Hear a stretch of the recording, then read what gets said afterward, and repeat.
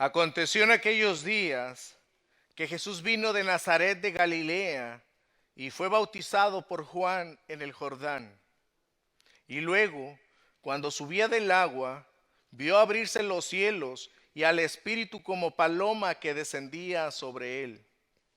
Y vino una voz de los cielos que decía: Tú eres mi Hijo amado, en ti tengo complacencia.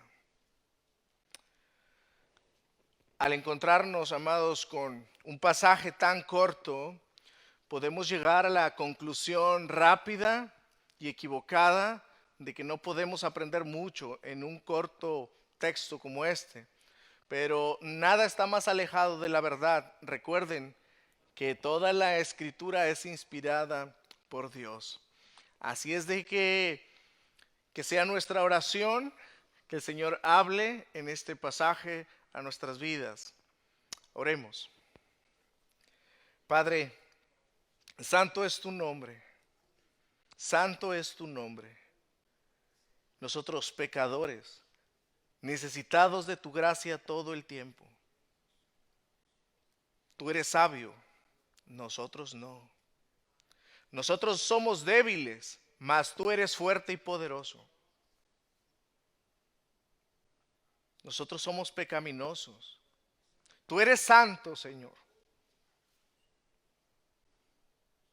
Tristemente, el pecado no nos deja ver esas verdades. El pecado no nos deja mirar. Nos enceguece. Y es por eso, Señor, que oramos pidiéndote tu asistencia. Que sea tu Santo Espíritu hablando a nuestros corazones. A pesar de quien predica, usa tu palabra. Que sea tu Santo Espíritu obrando eficazmente. Que sea tu Santo Espíritu trayendo entendimiento, Señor. No dejes a nadie morir en sus pecados, de estos que están acá, Padre. De estos que han de escuchar tu evangelio.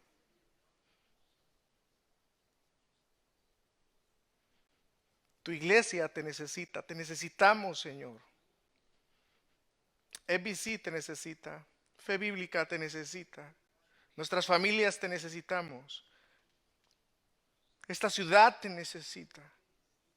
Y oramos, Señor, que uses tu palabra para gloria de tu nombre y salvación de aquellos que están sin Cristo.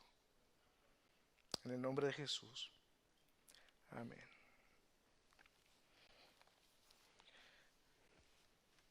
Esta es la tercera enseñanza, amados hermanos, en el libro o el Evangelio de Marcos.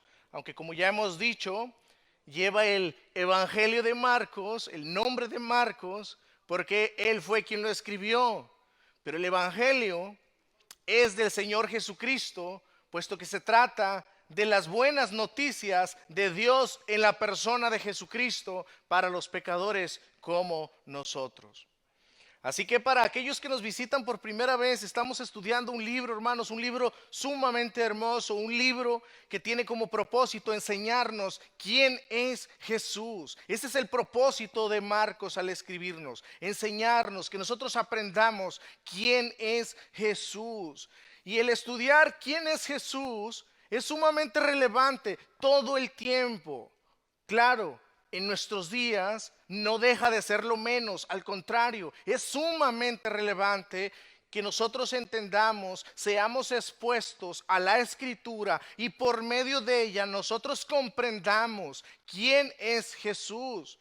Puesto que tristemente hoy día se habla y se enseña de un falso Jesús, un Jesús que no tiene nada que ver con las Escrituras. Se enseña de un falso evangelio, un evangelio que no tiene nada que ver con el verdadero evangelio, el evangelio bíblico.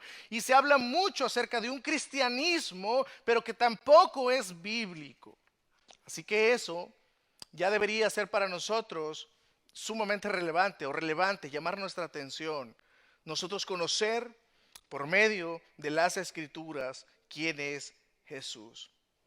Así que si pudiéramos nosotros resumir el mensaje del Evangelio de Marcos, el mensaje central sería: Jesucristo es Dios y Rey del universo. Y este Rey se hizo siervo al venir a este mundo para entregar su vida por muchos pecadores. Marcos 10:45. Así que, amados, iglesia, este libro es fascinante y es mi oración que nosotros juntos podamos integrarnos en esta historia, en esta narrativa bíblica. Es un libro extraordinario, maravilloso, ya que en precisamente en Marcos, vemos las obras de Jesús, las obras, lo que Él hizo durante su ministerio terrenal. Recuerden que en la introducción nosotros decíamos que Marcos se diferencia de los otros tres evangelios, de que Marcos no registra tanto las enseñanzas, predicaciones largas. Marcos no registra las parábolas, por ejemplo, sino que la intención de Marcos es mostrarnos a un Jesús en acción, un Jesús que está constantemente en movimiento, un mensaje de Jesús que constantemente está haciendo obras. Constantemente Él está sanando enfermos, está sanando personas, está haciendo milagros. Personas que están afligidas por demonios, expulsando demonios, caminando sobre las aguas, calmando tempestades. Es un Jesús en acción que nosotros miramos en Marcos. Marcos comenzó diciéndonos que Dios había profetizado que antes de que Él apareciera en escena, iba a venir uno, el cual iba a ser el precursor, aquel que iba a preparar el camino de Jesús. Recuerden ustedes, y eso fue lo que vimos la semana pasada, ese precursor era Juan el Bautista, el cual apareció a orillas del río Jordán, bautizando y predicando el evangelio para arrepentimiento de pecados, predicando y bautizando. Y es ahí en esa escena donde está Juan el Bautista a orillas del río Jordán, bautizando a aquellos que se habían arrepentido de sus pecados y predicando sobre el arrepentimiento, cuando ahora Marcos, de manera abrupta, de manera drástica, nos enseña o nos narra que Jesús ahí aparece en escenario público para ser bautizado por el mismo Juan. Así es de que eso es lo que veremos en esta tarde, el bautismo del Rey Jesús. Y ese es el título, amados, que hemos puesto para esta enseñanza. El bautismo del Rey Jesús. En primer lugar, lo que nosotros vamos a ver es el Rey Jesús aparece públicamente inaugurando su ministerio, y eso está en el verso 9. Aquí es donde aparece en escena. Aconteció en aquellos días que Jesús vino de Nazaret de Galilea y fue bautizando por Juan en el Jordán. Nosotros podemos ver que Juan comienza diciendo ahí en ese verso 9 que hemos leído: aconteció en aquellos días. Esa palabra aconteció en aquellos días es una expresión muy bíblica. Es una expresión muy usada en el Antiguo Testamento. Tal vez para nosotros no tenga mucha relevancia o nosotros no alcancemos a ver eso, pero el aconteció en aquellos días es una expresión no nueva para los judíos o los israelitas. Era una expresión cotidiana. Vuelvo, insisto, era una expresión muy bíblica porque la encontraban y está en el Antiguo Testamento. Pues ahí está Juan el Bautista a orillas del río Jordán, predicando el evangelio, predicando que se arrepientan de sus pecados, de lo contrario no heredarán la vida eterna. Y todos aquellos que venían a Juan y se arrepentían de sus pecados eran bautizados. Ahí está una multitud de personas, la voz se fue pasando de una a otra persona y así las personas se hicieron un cúmulo. Se dirigieron al río Jordán, a las orillas. Y ahí, precisamente, entre esa multitud de personas que se acercan a Juan, es que hace aparición Jesús. Jesús viene acá. Cuando Jesús viene y se acerca a orillas del río Jordán, ante la presencia de todas aquellas personas, Jesús tenía aproximadamente 30 años de edad.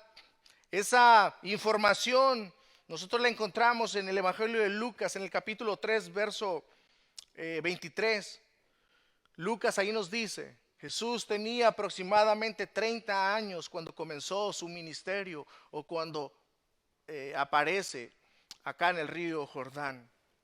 ¿De dónde vino Jesús? ¿De dónde era Jesús? Jesús dice el mismo verso, vino de Nazaret de Galilea. Nazaret de Galilea. Eso es un indicativo obvio, que esa era la localidad de donde él procedía, donde él vivía. Lo que sí no es obvio para nosotros, amados, es que Marcos tiene la intención de dejarnos claro que Jesús no procedía de una ciudad prominente como el mundo acostumbra esperar de una persona famosa o de una persona importante. Ustedes saben, eso hasta el día de hoy sucede. Conocen de alguien que es famoso y ¿de dónde es? No, pues es de la ciudad de Nueva York. Ah, no, pues con razón. Nadie espera que un famoso a lo mejor salga de, no sé, ¿qué le gustaría? Del Mirage, no sé, sin menospreciar, hermanos, claro. Porque esa es la tendencia en nuestros corazones. La tendencia en el ser humano es, alguna persona famosa pues tiene que salir de una ciudad prominente. Sin embargo, lo que Marcos nos deja de relieve de entrada es que Jesús era de Nazaret, de Galilea. Ahora, ¿Galilea qué? ¿Qué era? Bueno, era un pueblo, amados. Galilea era un pueblo tan insignificante para los judíos, para los mismos judíos, que ni siquiera en el Antiguo Testamento se nombra. La región de Galilea fue despreciada por su distancia de Jerusalén. Era distante y por su infestación de gentiles. Y vuelvo e insisto, tristemente, la perspectiva de las personas es cuando se dan cuenta de alguien que es de lejos, de un pueblo desconocido, es el menosprecio. Pero Marcos deja claro, Jesús era precisamente de un pueblo insignificante. Jesús era de un pueblo que muchos de los judíos ni siquiera lo conocían. No era un lugar famoso. La ciudad de Nazaret estaba infestada, como vuelvo y les repito, de gentiles, y eso ya para los judíos era menospreciable ese lugar. Para hacerlo aún peor, no había nada popular en ese lugar, al punto que cuando Jesús fue reclutando a sus discípulos y les dijo, o le dijeron los discípulos a Natanael, por ejemplo, ya hemos encontrado al Mesías, del cual las mismas escrituras hablan. Y la impresión de Natanael al saber que era de Jesús, que era de Nazaret, Natanael dice, ¿algo bueno puede salir de allá? ¿Algo bueno puede salir de Nazaret? Eso es primero para que entendamos de dónde era Jesús, de dónde procedía. Así que lo relevante en esta información primaria apunta a que Jesús creció y vivió con su familia en esta localidad. Vivió con su familia como cualquier otro ser humano, como usted y como yo, con una familia en un lugar específico. Hasta aquí su identidad como el Hijo de Dios, por tanto, había sido mantenida en secreto. Jesús no se había revelado como el Hijo de Dios. Él vivía como una persona normal. Pero Jesús esperó el tiempo preciso. Jesús esperó el momento adecuado, el momento indicado, para entonces sí revelar su identidad mesiánica. Jesús siempre supo de su misión aquí en la tierra, no es algo que él ignoraba, hermanos. Jesús siempre lo supo. Pero él esperó. Él esperó. Él incluso en una ocasión de pequeño, a la edad aproximadamente de 11 o 12 años, le hizo saber a sus padres su misión. ¿Cuál era la misión? ¿Por qué estaba Jesús acá? Él desde pequeño sabía cuál era su misión. Él sabía que él había venido a entregar su vida por muchos pecadores. Desde niño sabía su identidad. Él era el Hijo de Dios y había venido para dar su vida en rescate por muchos. Él sabía que un día iba a ir a la cruz. Pero antes de ir a la cruz del Calvario, para entregar su vida en rescate por muchos, él tenía que iniciar su ministerio terrenal. Y él estaba esperando ese tiempo. Así que cuando Jesús escucha que una multitud de personas se está dirigiendo hacia las orillas del río Jordán, donde se encuentra un predicador que se parece a Elías, que viste como Elías, que come como Elías y que vive donde Elías acostumbraba a vivir, Jesús inmediatamente asume que su tiempo ha llegado. Porque ese hombre que aparece en las orillas del río Jordán está predicando arrepentimiento y está bautizando a las personas. Ahí entonces sí, Jesús asume su lugar. Y aquí nos dice el texto que Jesús acude al río y fue bautizado por Juan el Bautista. Eso es lo que nos dice ahí en el verso 9. Y por tanto, ese es nuestro segundo punto, hermanos, el bautismo del Rey Jesús, verso 9b. Pero vamos a leer todo el verso. Aconteció en aquellos días que Jesús vino de Nazaret de Galilea y fue bautizado por Juan en el Jordán. Y fue bautizado por Juan en el Jordán. La pregunta, hermanos, que surge inmediatamente aquí es: ¿por qué Jesús se bautizó? ¿Cuál fue la razón de que Jesús fue a bautizarse? Porque recuerden ustedes, Juan estaba predicando: arrepiéntanse de sus pecados, arrepiéntanse, vuélvanse a Dios. Y entonces sí, Juan los bautizaba. Pero hermanos, Jesús no tenía pecado. Jesús no tenía pecado. Veamos en 2 Corintios capítulo 5 verso 21, hablando de Jesús, al que no conoció pecado, o sea, no cometió pecado, no conoció pecado, por nosotros Dios lo hizo pecado para que nosotros fuésemos hechos justicia de Dios en él. Y ahí mismo en el Nuevo Testamento, en Hebreos capítulo 4 verso 15, dice lo siguiente acerca de Jesús: porque no tenemos un sumo sacerdote que no pueda compadecerse de nuestras debilidades, sino uno que fue tentado en todo según nuestra semejanza, pero sin pecado. Inclusive en el Evangelio de Mateo, hermanos, en el pasaje paralelo, Mateo cuenta que cuando Jesús viene para ser bautizado, o se da cuenta que Jesús es Dios, o bueno, al menos sabe quién es Jesús, Juan el Bautista no lo quiere bautizar. Juan el Bautista se niega y dice: ¿cómo vas a venir a mí queriendo que yo te bautice? No, el que necesita ser bautizado soy yo por ti. Así que vuelvo a preguntar: ¿cuál es la razón del por qué Jesús se bautizó? Bueno, hermanos, la primera respuesta a afirmar es que de esa manera Jesús estaba validando el ministerio evangelístico de Juan Bautista como el precursor. Jesús estaba validando la persona y el mensaje de Juan, que consistía en dos cosas. Número uno, era el cumplimiento del precursor profetizado por dos profetas del Antiguo Testamento. En los capítulos posteriores, Jesús les va precisamente a saber eso a los fariseos y a aquellos que no creían.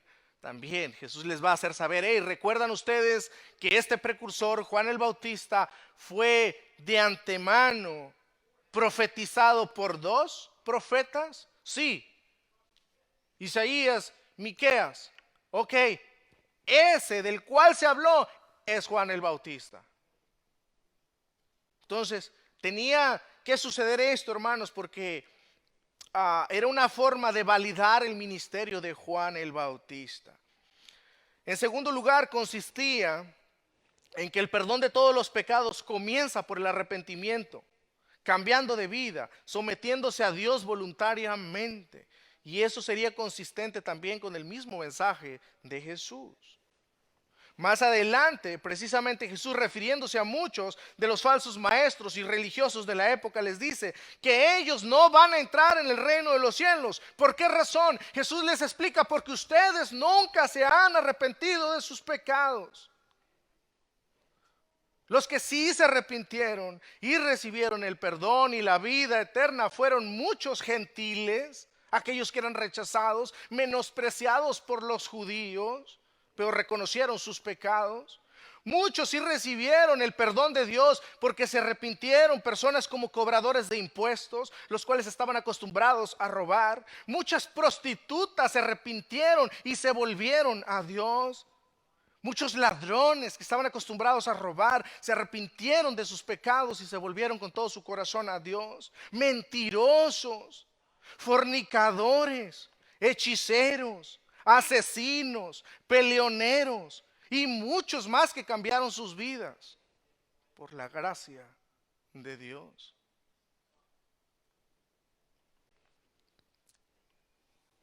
La segunda respuesta a afirmar del por qué Jesús se bautizó es porque ahí, hermanos, Jesús se estaba identificando plenamente con aquellos a los cuales Él vino a salvar. ¿Por qué se bautizó Jesús? Porque ahí en el bautismo Jesús se estaba identificando plenamente con aquellos a los cuales Él vino a salvar. En el Antiguo Testamento nosotros vemos a Moisés, por ejemplo, a Moisés como el líder del pueblo de Israel, dirigiendo al pueblo, siendo él por delante. Precisamente Moisés siendo un prototipo de Cristo. Cristo de la misma manera, amados. Cristo vino a salvar a los suyos. Jesús vino a morir por los suyos. Vino a morir por pecadores. Por tanto, Él se tenía que identificar con ellos. Y es por eso que viene a las aguas del bautismo. No como un pecador, sino como un líder, como un representante, como el Salvador. A los cuales Él vino a salvar. Eso es lo que precisamente dice Isaías 53, 6. En Isaías capítulo 53, si van un poco más atrás en el Antiguo Testamento, nosotros encontramos ahí en Isaías 53, 6 la siguiente verdad. 53, 6. Todos nosotros nos descarriamos como ovejas, cada cual se apartó por sus caminos, mas Jehová cargó en él el pecado de todos nosotros.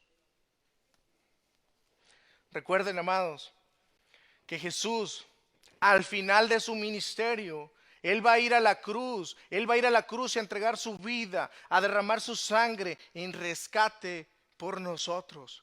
El justo dando su vida por los injustos, el justo por los pecadores.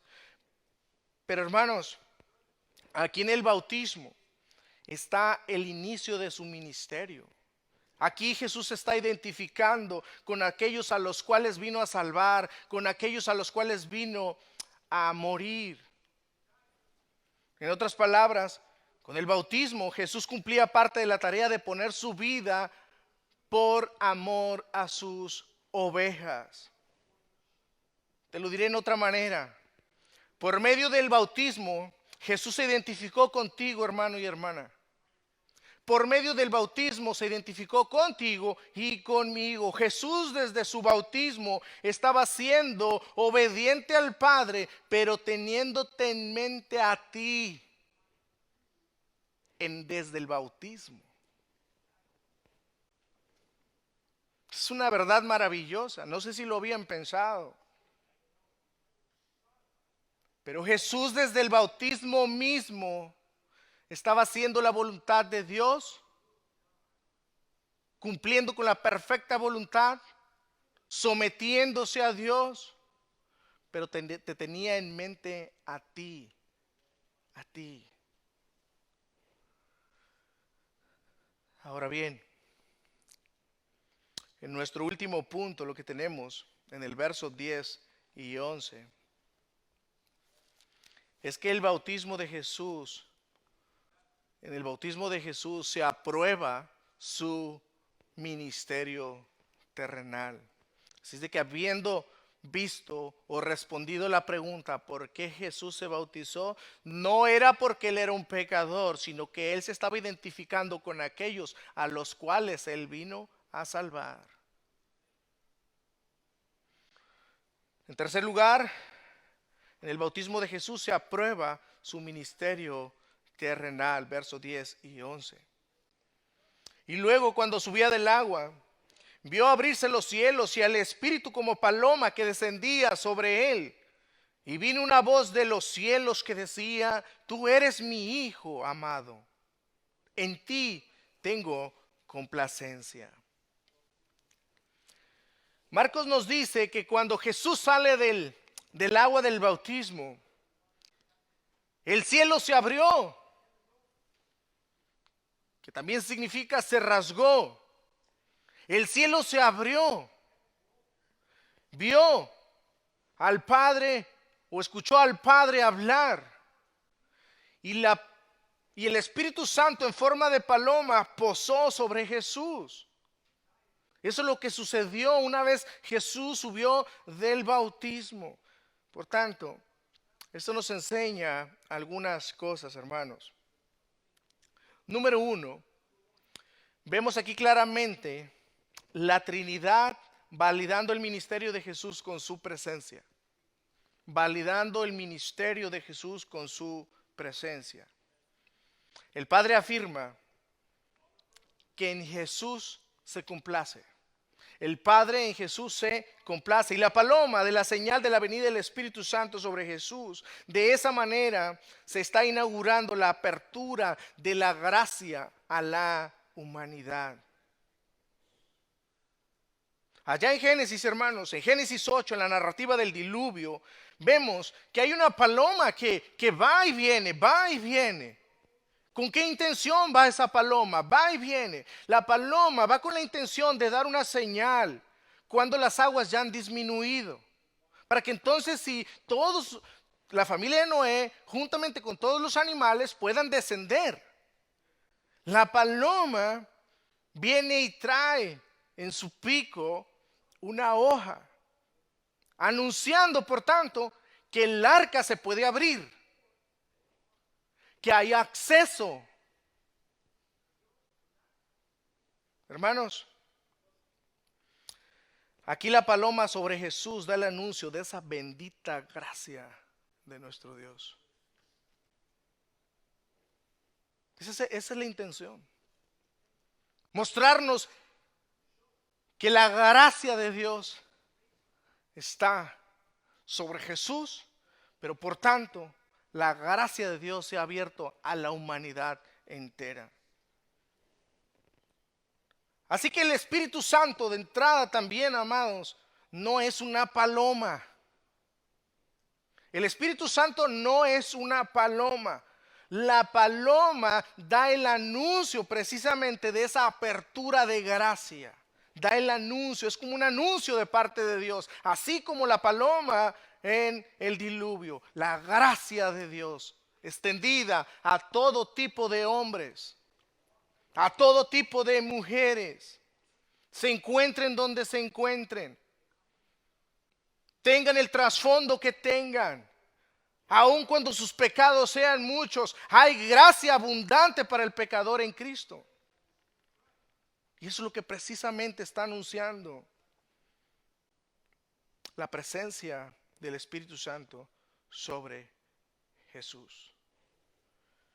En segundo lugar, aquí Jesús es capacitado para realizar la obra de su ministerio. Y eso es muy importante entender también. Recuerden que Jesús era 100% Dios, pero 100% hombre. que es precisamente lo que leíamos, en lo que creemos en cuanto a lo que dicen las escrituras acerca de Jesús, como Jesús, la segunda persona de la Trinidad, siendo Dios, pero también siendo 100% hombre.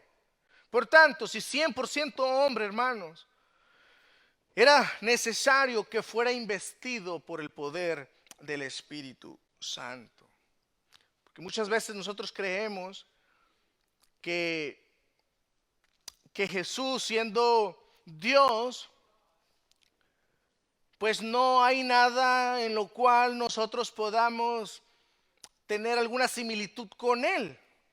Sin embargo, Él era 100% hombre, sin pecado, pero 100% hombre, amados, como nosotros, en el sentido de humanidad. Eso simboliza, por tanto, la paloma y el Espíritu Santo viniendo sobre Jesús, simboliza el poder de Dios invistiendo a la persona de Jesús, hombre. Hablando del poder del Espíritu Santo, ciertamente es un tema sumamente amplio.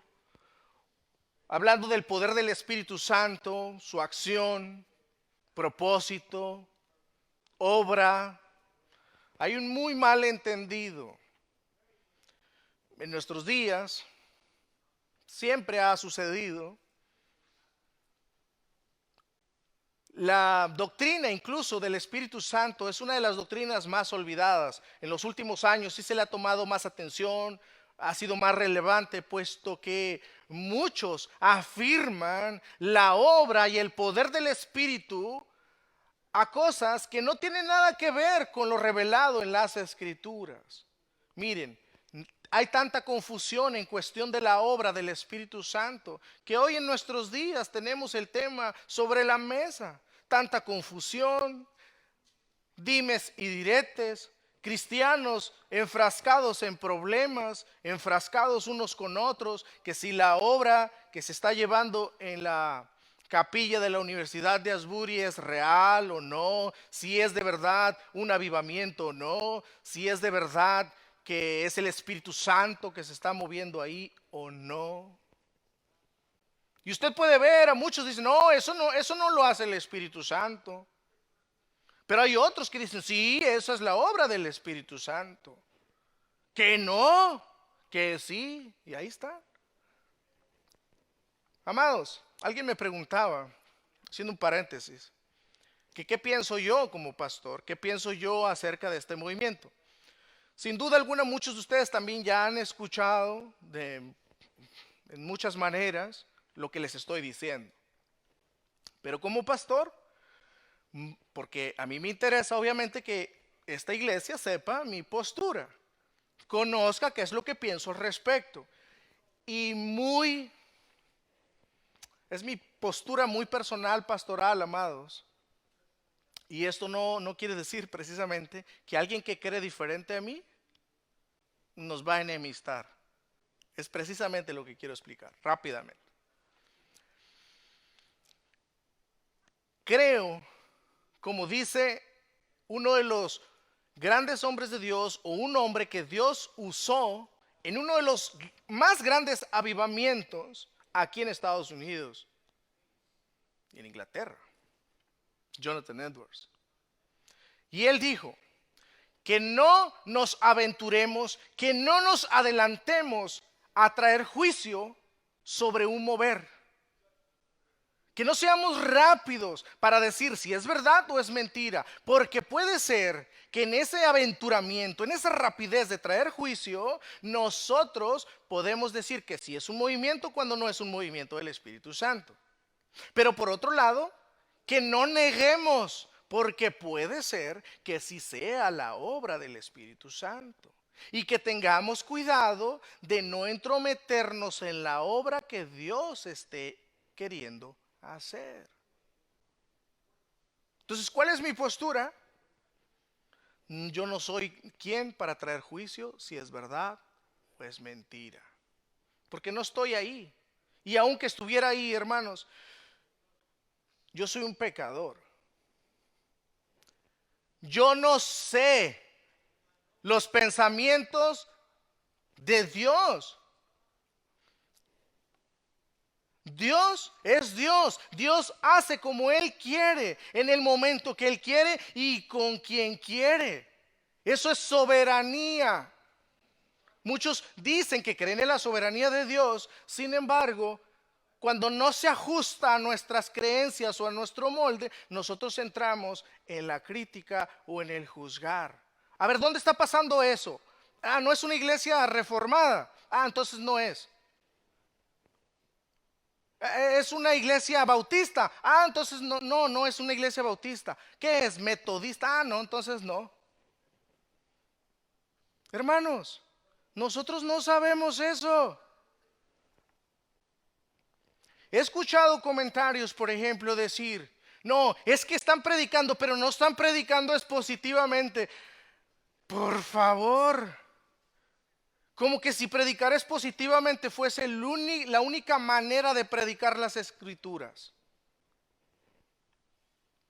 Oh, es que yo vi un falso maestro que ahí andaba. Hermanos, vayamos a Hechos, veamos el gran avivamiento de Pentecostés. Ese es un verdadero avivamiento. Ahí hay personas de todo tipo. Entonces, ¿eso debería ser un distintivo? Sí, tiene que haber personas de todo tipo. Amor entre todo tipo de personas. Cuando el Espíritu Santo está obrando, hay amor, fluye el amor de Dios. Todos para con todos. Sin menospreciarse unos a otros. Ahí estaba un falso maestro, vuelvo y repito, uno de los argumentos que dan. Hermanos, en Pentecostés también estaba un falso maestro. Un milagrero que después hasta quería pagar por ese poder. Tú y tu dinero perezcan contigo, le tienen que decir los apóstoles. Hermanos, ¿qué quiero decir con esto? Que en todo movimiento, aun sea del Espíritu Santo, pueden mezclarse falsos maestros y falsos cristianos. Donde está Dios, va el diablo también. Donde hay verdad, el diablo va a ir a tratar de propagar su mentira también. Así que no esperemos que en un mover del Espíritu Santo solamente haya puros cristianos reformados perfectamente santos. No, amados. No, amados. Así es de que entendamos esto. Si es de Dios, eso va a permanecer y va a crear un impacto. Principalmente en las vidas que están siendo expuestas al Evangelio. Porque precisamente eso es lo que hace el Evangelio. El Evangelio es el mensaje de Dios, como habíamos visto, pero es el Espíritu Santo de Dios que toma ese mensaje y lo aplica en el corazón de la persona, trayendo convicción sobre su vida, sobre su corazón, sobre su mente, sobre todo su ser, que es un pecador, que necesita la gracia de Dios, que necesita arrepentirse de sus pecados y no morirá en ellos eternamente. Y este hombre se siente como un gusano. Se siente convicto, convencido de que es un pecador. Siente una convicción sobre sus propios pecados. El mirar a una esposa que no es la suya es un pecado. El que yo vea pornografía es un pecado.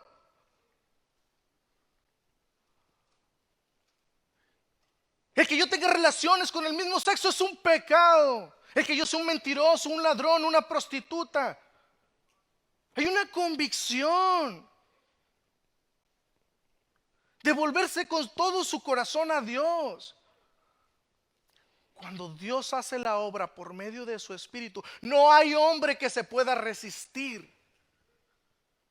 No hay hombre que se pueda sostener en sus propias obras, porque esa es una de las principales cosas que hace el Espíritu Santo, convencer a la persona que sus obras no le salvarán, que necesita reconocer que Jesucristo es Dios y que sin Él no hay salvación.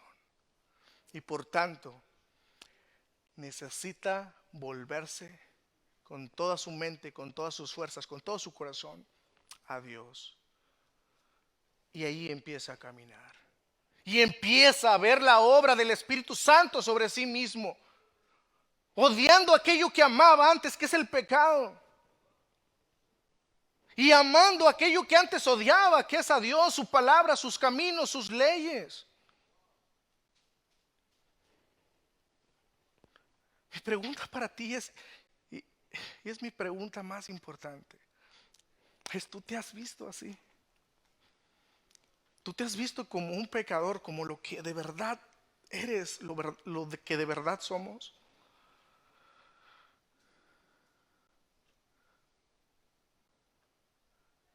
Hermanos, la iglesia no es un entretenimiento. Si no hay convicción en tu propia vida de arrepentimiento, de fe en Jesucristo,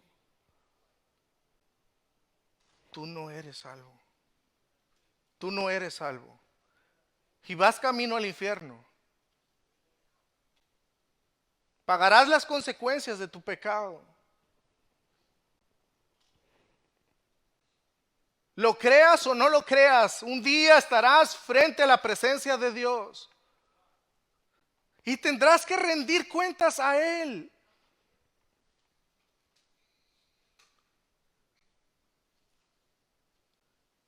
Pero Dios en su misericordia nos envió un Salvador,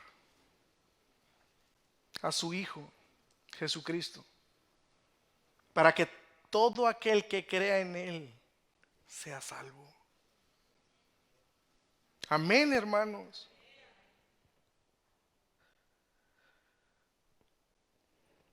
Ninguno de nosotros podemos escondernos de la presencia de Dios. Por más que trates de huir de Dios, Dios va a ir detrás de ti. Créemelo, créemelo. Por más que trates de huir, no podrás. La pregunta es: ¿cómo Dios te traerá? A Saulo lo tuvo que tumbar de un caballo. Lo tuvo que dejar ciego. Tuvo que arrastrarse. Porque era duro de corazón, era duro de cerviz. Y Saulo nos representa a todos los seres humanos. Así es nuestro corazón sin Cristo.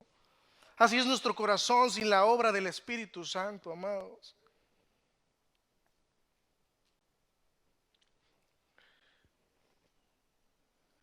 Lo necesitamos como creyentes, individualmente, al Espíritu Santo. Y lo necesitamos colectivamente como iglesia. Nadie camina por sí mismo. Somos un pueblo llamado por Dios para vivir para la gloria de Dios, con la comitiva de ir y predicar el Evangelio y hacer discípulos de Jesús. Así es de que, ¿cómo podemos ver un mover del Espíritu? ¿Cómo podemos ver si Dios verdaderamente está obrando? Tiene que verse todo esto, amados. Tiene que verse todo esto. Si es de Dios, va a continuar, va a impactar. Y gloria a Dios si está sucediendo. Yo no sé ustedes, amados, pero a mí me da mucho gusto ver jóvenes que están yendo allá. A lo mejor los que viajan desde otras ciudades no me pone tan contento porque tienen una iglesia. ¿Qué es lo que necesitan hacer? Lo mismo que estoy explicando. Orar al Señor, arrepentirse de sus pecados, reunirse con el pueblo de Dios, con su iglesia local, adorar juntos, tener comunión unos a otros, exponerse a las escrituras. Pero los de la localidad allá, si Dios está haciendo eso en esa localidad y Dios en su gracia y en su misericordia le place usar eso para que se extienda, gloria a Dios. Que son metodistas, amados, no me importa si son metodistas, si son cristianos y predican el evangelio de Jesucristo, arrepentimiento y fe solamente por medio de la fe en Jesús. Gloria a Dios. Si se están arrepintiendo de sus pecados, si hay convicción de sus pecados y están abandonando sus pecados y volviéndose a Dios con todo su corazón, gloria a Dios, gloria a Dios. Dios no solamente opera en los reformados o en los bautistas. Si hay una iglesia aún pentecostal, pero es apegada a las escrituras, que predican el evangelio, que no abusan de las personas, sino que verdaderamente tienen una pasión por Dios y una pasión por las personas. Gloria a Dios. Si es metodista, si es reformada, no es reformada, si es bautista, anglicana, presbiteriana. El problema hoy día es el sectarismo religioso, que eso es lo que vamos a ver precisamente que Jesús nos enseña en Marcos. Si no sucede aquí en mi círculo, no es de Dios. Pero si está sucediendo aquí en mi círculo, sí es de Dios. Hermanos, vuelvo e insisto. Si alguien no está de acuerdo conmigo, lo entiendo. Pero esa es mi postura. Y espero de verdad que Dios sea glorificado y que muchas almas vengan al arrepentimiento y la fe de Jesús. Volviendo, amados. El Espíritu Santo viene sobre Jesús. Lo embiste el poder sobre Jesucristo. Y eso es precisamente lo que Juan el Bautista, una vez que Jesús salió del agua, observó. Y ahí es cuando Juan el Bautista, él sigue bautizando, pero ve a Jesús que va saliendo. Los cielos se rasgan. El Espíritu Santo viniendo sobre Jesús. Y una voz del cielo que dice: este es mi Hijo amado, en el cual tengo complacencia, en el cual me complazco. Ahí, como quien dice, como decimos coloquialmente en México, ahí le cayó el 20 a Juan el Bautista. Este es el Cordero de Dios. Este es el Mesías, el que estamos esperando. Ahí está. Ahora tengo que explicarles lo siguiente. Jesús vivió, como les dije, hasta los 30 años de edad aproximadamente, en Nazaret de Galilea, teniendo una familia común como la tenemos nosotros. Comía lo mismo que nosotros, tenía las mismas necesidades que nosotros, vivió una vida como nosotros, pero sin pecado.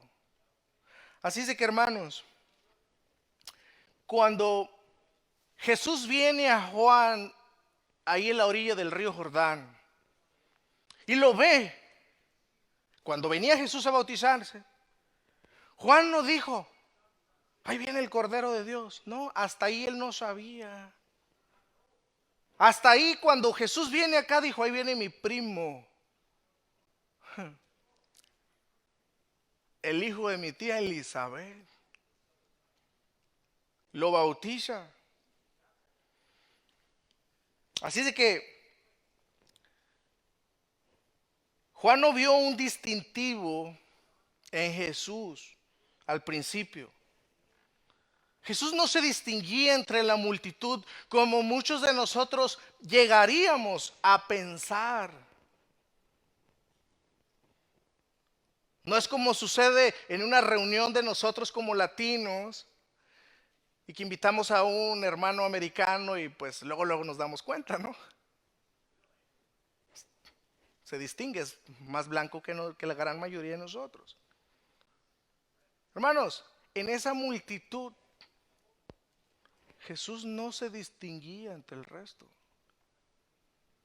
No crean ustedes que Jesús venía bajando al río Jordán y traía un aura que lo rodeaba y que todos a su paso le hacían así. No crean que Jesús, cuando viene el bautismo, trae un halo en su cabeza de santidad, o no sé de qué se puede imaginar. Cuando Jesús viene al río a ser bautizado, no crean que era rubio, que se distinguía, como el ejemplo que les acabo de poner. Jesús, cuando baja al río, él se mezcla con los demás ciudadanos. No hay ninguna diferencia ni para Juan ni para el resto de los que se están bautizando ahí. Juan se dio cuenta solo hasta que se abrieron los cielos, hasta que ve venir la paloma o el Espíritu Santo en forma de paloma y que escucha la voz del cielo. Ahí es cuando se da cuenta. Así que Juan atestiguó lo que él de antemano ya sabía. Por ejemplo, en el pasaje paralelo en Juan 1:33, si me acompañan. Juan 1:33 dice lo siguiente. Observen. Juan nos da obviamente más detalles, porque ya lo he dicho, Marcos no tiene la intención de darnos todos los detalles, sino los acontecimientos. Pero Juan dice en el verso 33 que Juan Bautista dice lo siguiente: y yo no le conocía. Observen. O sea, yo no le conocía. ¿Cómo? Pues no eran primos. Sí, en ese sentido sí, como primos sí lo conocía. Pero hace referencia a yo no le conocía, no sabía que él era el Hijo de Dios, el Mesías, el prometido de Israel o el pueblo. Pero el que me envió a bautizar con agua, o sea, el Padre, aquel me dijo: sobre quien veas descender el Espíritu y que permanece sobre él, ese es el que bautiza con el Espíritu Santo.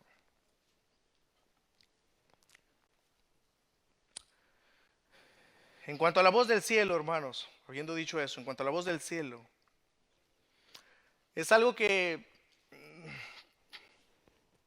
sin duda creo que todos lo escucharon y también atestiguaron de ese acontecimiento. Muchos creen que solamente Juan, pero hay muchos que nos inclinamos en que creemos que muchos, la gran mayoría de los que estaban ahí escucharon, porque posteriormente muchos de esos, al atestiguar el acontecimiento, se convirtieron precisamente en un seguidor de Jesús. Y ya vamos a ver también, y en los evangelios sinópticos también nos dan detalles. Las personas andaban todo el tiempo detrás de Jesús. Sí, muchos malintencionados, pero muchas personas comenzaron a seguir a Jesús. Así es de que muy seguramente muchos escucharon. En cuanto los cielos se abrieron sobre el río Jordán, dice Marcos, fue como un rayo que separa los cielos, una rasgadura que no se vuelve a cerrar. Recuerden ustedes, amados, que cuando Josué, por ejemplo, en el Antiguo Testamento, va guiando al pueblo de Dios para llegar a la tierra prometida y se encuentran delante precisamente del río Jordán, el río Jordán se abre. Dios lo abre a través del liderazgo de Josué. El Jordán se abrió y el pueblo pasó al otro lado. Aquí Jesús no está abriendo el río Jordán, Jesús está abriendo los cielos. Los cielos, amados. Para ti, para mí, para todos aquellos que se han arrepentido de sus pecados. Es como un anuncio precisamente de eso. Josué los estaba llevando a una tierra prometida, literal. Jesús nos está llevando a la vida eterna. Él es nuestro mayor Josué, Él es nuestro Salvador, Él es nuestra guianza, Él es nuestro pastor.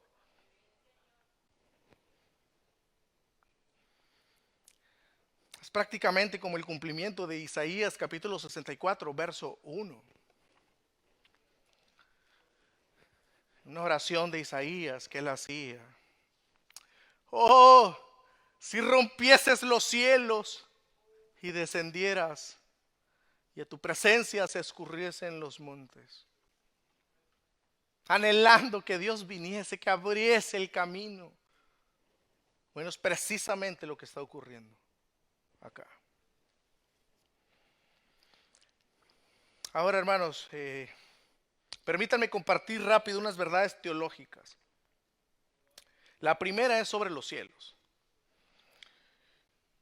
Los cielos, cuando vemos nosotros los cielos, es un lenguaje apropiado para ti, para mí, para los seres humanos, para que nosotros podamos entender dónde es la morada de Dios, dónde vive Dios. Pero no es en sí que Dios viva en un espacio, decir, ahí en el cielo. No, sino que los cielos hablan de que Dios lo llena todo. Dios no está limitado a un espacio. Dios lo llena todo. El universo entero está en sus manos. Eso hace hincapié a que simplemente es en el lugar donde habita Dios, pero el cual es inaccesible para una persona común, para una persona como nosotros, pecadores. Es inaccesible ese lugar. Así que cuando los cielos se abren y su voz se escucha, debemos entender que indica entonces que Dios gobierna sobre todas las cosas, y es de donde Dios gobierna que Él ha decretado que muchos han de entrar por ahí por medio de la persona y la obra de Jesús. Nadie puede entrar, solamente Jesús tiene el acceso. Por tanto, todos los que van en la línea de Jesús son los que entran al cielo. Por eso Jesús dijo, yo soy el camino. ¿A dónde? Al Padre. No hay rutas, no hay accesos por nuestra propia cuenta. No hay obras que nos puedan introducir allá. Pastor, pero yo conozco personas que son bien buenas, tienen una buena familia, un buen esposo, hacen buenas obras cuando pueden, ayudan, contribuyen con los pobres, cosas que muchos cristianos no hacen. Yo pienso que Dios sería muy injusto que esta persona no entrara al cielo. Amados, no es por obras para que nadie se gloríe. Aquel que tiene su esperanza en que Dios le va a contabilizar las obras o le va a tener en cuenta las obras para ser salvo, déjeme decirle, está en un gravísimo error y tiene consecuencias de muerte eterna. Entonces, ¿qué debo de hacer? Cree en Jesucristo, arrepiéntete de tus pecados, pon tu fe en Él, solo en Él. Y entonces sí, serás salvo. ¿Y qué de las obras? Bueno, ese es otro tema. Santiago por eso tuvo que escribir su carta. Todo aquel que dice o sabe que ha sido salvado por Cristo por medio de la fe, las obras, su vida va a testificar que verdaderamente es salvo. Esas obras no le salvan, las obras son parte porque ya entiende que ha sido salvado por pura gracia de Dios. Así es de que, hermanos, Jesús vino a este mundo, se bautizó para identificarse con aquellos a los cuales vino a salvar. Dios aprueba, inaugura su ministerio, y el cual va a culminar dando su vida en rescate en la cruz de todo aquel que ponga su confianza en Él. Aquí está el inicio del ministerio de Jesús. Estamos aquí en el inicio. Pero Jesús irá a la cruz y dará su vida en rescate por muchos pecadores. La segunda verdad teológica es sobre la Trinidad. Muchos dicen que la Trinidad no es bíblica. Ustedes van a escuchar a muchos que dicen, ¿a poco tú eres de los que creen en la Trinidad? Los de la luz del mundo dicen, gracias hermano, tú eres de los que creen en un Dios de 3 cabezas. Eso es lo que piensan los de la luz del mundo. Ellos no creen en la Trinidad, no creen en un Dios en 3 personas, un Dios, 3 personas. Ellos dicen, ustedes creen en un Dios de 3 cabezas. Bueno, para empezar, ya desde ahí están mal porque piensan que Dios tiene cuerpo como los hombres. Y Dios no tiene cuerpo como los hombres. Dios es espíritu. ¿Okay? La Biblia nos habla en antropomorfismos, que no es otra cosa más que Dios nos dice que tiene manos, que Él ve, o sea, que tiene ojos, que Él escucha. Pero es para que nosotros entendamos que Dios es poderoso y está en todo lugar. Sus ojos están en todo lugar. Sus oídos escuchan toda conversación. Nadie puede escapar de su mano. Hablar de que Él es Dios. Por tanto, el hecho de que la Trinidad no aparezca en la Biblia con una palabra como tal, o sea, no podemos encontrar en la Biblia la palabra Trinidad, aunque es verdad, no podemos negar que la doctrina de la Trinidad no es bíblica. Porque aquí, solamente aquí con este pasaje, podemos ver a la Trinidad en acción. Aquí está la doctrina de la Trinidad. Génesis capítulo 1. Allá también vemos, y en muchos pasajes más.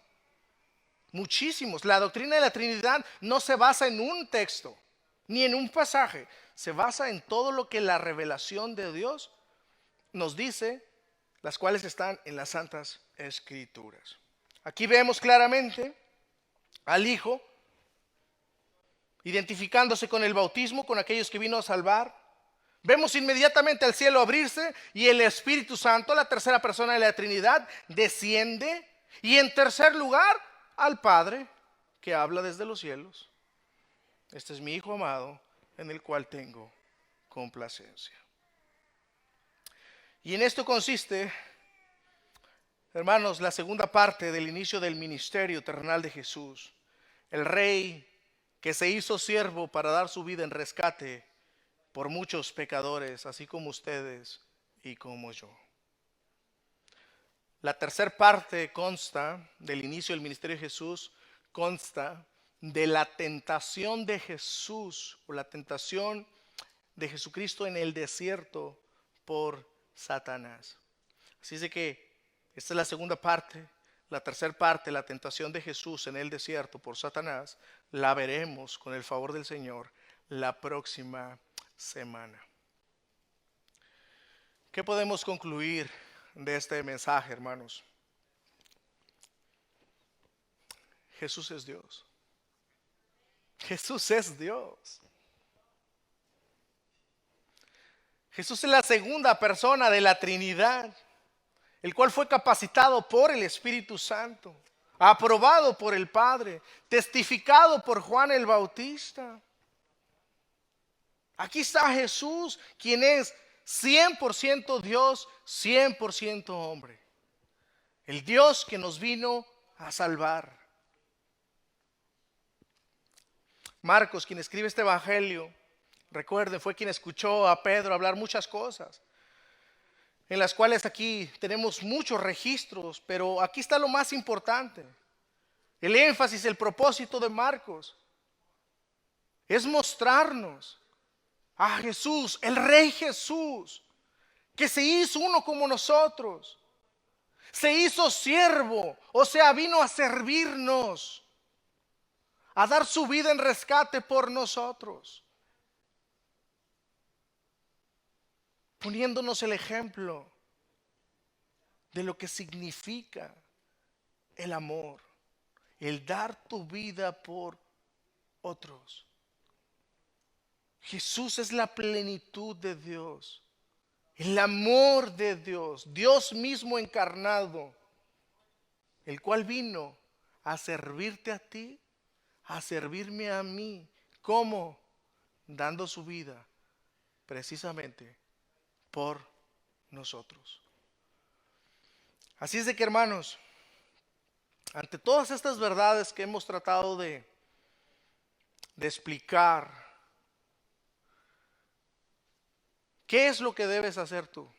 ¿Qué es lo que debo hacer yo? ¿Qué es lo que Dios espera que hagas con esto que hemos visto, que hemos estudiado?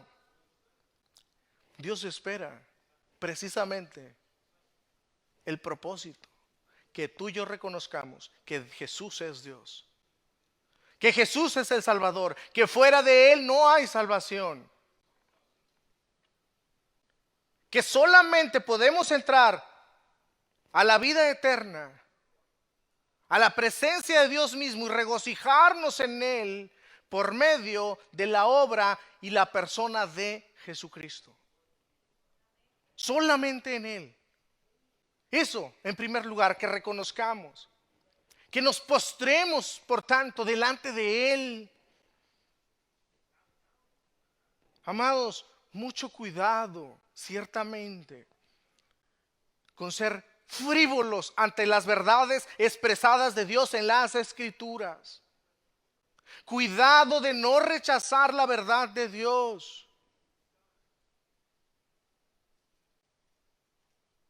Mejor les hubiese sido no haber conocido la verdad antes.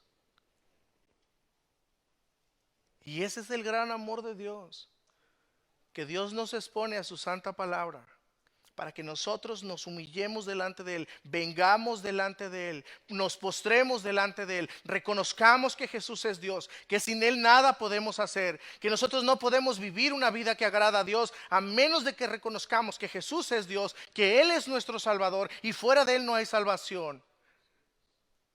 Y que solamente a través de Jesús es que podemos recibir el poder del Espíritu Santo para vivir conforme a la voluntad de Dios.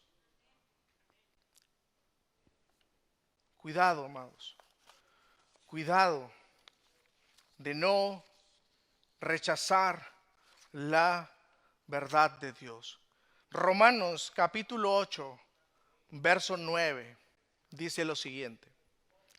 Mas vosotros no vivís según la carne, sino según el Espíritu. Pero el verso no termina ahí.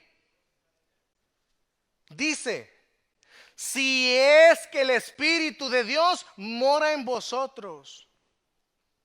Y si alguno no tiene el Espíritu de Cristo, no es de Él. ¿Cómo se obtiene el Espíritu de Cristo, el Espíritu Santo? Primeramente por medio de la fe y arrepentimiento en Jesús. Y es Él quien da el Espíritu Santo. Eso es lo que Juan dijo de entrada también. Yo los bautizo con agua, mas viene detrás de mí uno que bautiza con el Espíritu Santo. Déjame decirte, amado, que tú no vas a poder cambiar de vida. Tú no podrás vivir conforme a la voluntad de Dios, ni tú ni yo, a menos de que nos sometamos a Cristo, a menos que nos sometamos a Él, que reconozcamos que Él es Dios. Sus caminos no son nuestros caminos. A menos que no te humilles delante de Dios, no va a haber transformación en tu vida. Es Dios quien hace eso, y es por tanto a Dios a quien tienes que clamar: Señor, cámbiame, transfórmame, ayúdame, perdóname.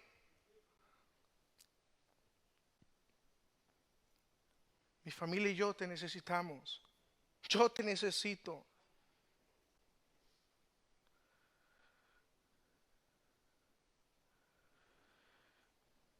No perdamos de vista eso, amados. Es mi oración. Es mi oración por ustedes, jóvenes. Es mi oración que Dios use su palabra y como una semilla la haga germinar en sus corazones.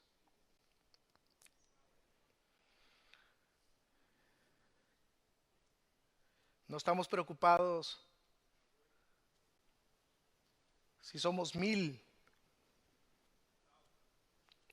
si somos 5, 10, 15, 20, 100, 150, 200, los que entremos en el cielo, en la vida eterna. Gloria a Cristo, gloria a Cristo. Y es mi oración que ninguno se pierda, porque esa es la voluntad también de Jesús. Que ninguno perezca en sus pecados, sino que proceda a la fe y el arrepentimiento, que obtenga la vida eterna que solo Jesús puede dar. Que Dios bendiga su palabra.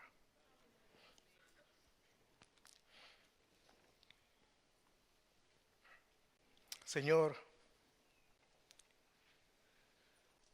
tú eres fiel y digno, digno de adoración, digno de alabanza.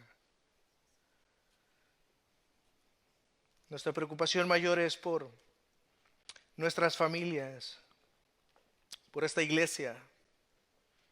Oramos que tú obres en medio nuestro, que haya un avivamiento en nuestros corazones, Que sea el poder de tu Santo Espíritu trayendo convicción de pecado, de justicia y de juicio. Que todos nosotros podamos reconciliarnos contigo. Todos aquellos que están sin Cristo, que puedan venir a ti, que puedan ver tu gran amor mostrado en Jesús.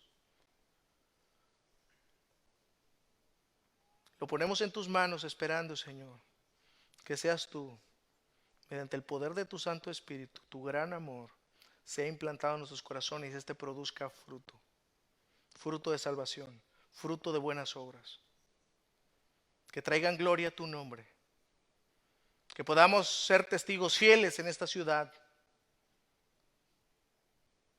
que no menguemos, que no nos distraigamos, que nuestros pies no resbalen ni a derecha ni a izquierda, pero solamente, Señor, lo haremos, como dice tu santa palabra, por medio de ti, en ti, separados de ti nada podemos hacer. Gracias por la paz que sobrepasa todo entendimiento. Una paz que trae descanso a nuestras almas, a nuestros corazones y a nuestra mente, que es producido solamente por el fruto de tu Santo Espíritu. Es nuestra oración en el nombre de Jesús. Amén.